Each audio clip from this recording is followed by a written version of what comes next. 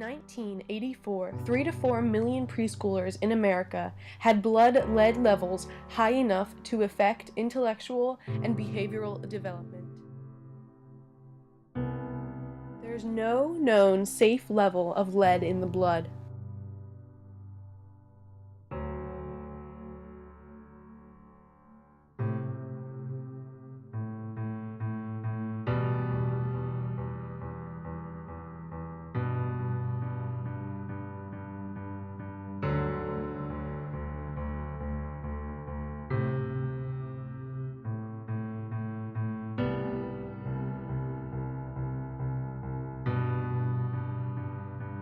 Lead can affect almost all organ systems. The primary focus of the effects can be seen in the central and peripheral nervous systems, the cardiovascular, gastrointestinal, renal, endocrine, immune, and hematologic systems.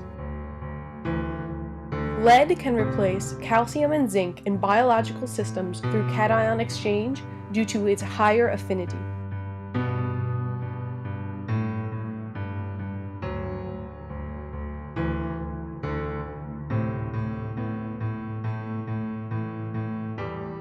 Lead is a cumulative, toxic, heavy metal that accumulates in the body, including the bones.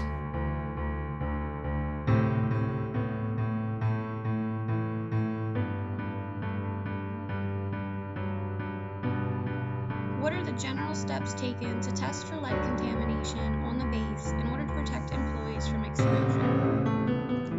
There's two primary sources of lead at the Coast Guard Yard. The first would be in buildings at the yard, because most of the buildings were built back in the 30s and 40s when lead-based paint was the primary paint used. And the second would be on the ships themselves. There's lead-based paint used on most of the ships. And what's done is we test both the ships and the buildings before any work is done on them for the presence of lead-based paint, and then take the appropriate precautions to work with the lead or remove the lead prior to working on that project. What are the common routes of exposure for lead from the workplace to workers' homes? The most common routes of exposure or pathways to transmit lead from the workplace to a home would be on the persons themselves or on their clothing. So as long as good hygiene is practiced and people clean up before they leave the workplace, clean their hands, wash their face, etc., and then wear coveralls or protective clothing over their clothes, or change their clothes before they go home, they leave the lead here at the workplace and don't take it home to contaminate their families.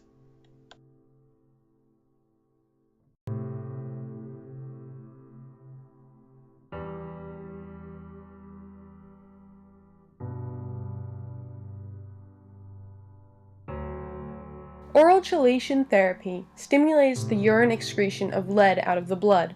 The chelation compound binds to lead and is then excreted through urine and fecal matter.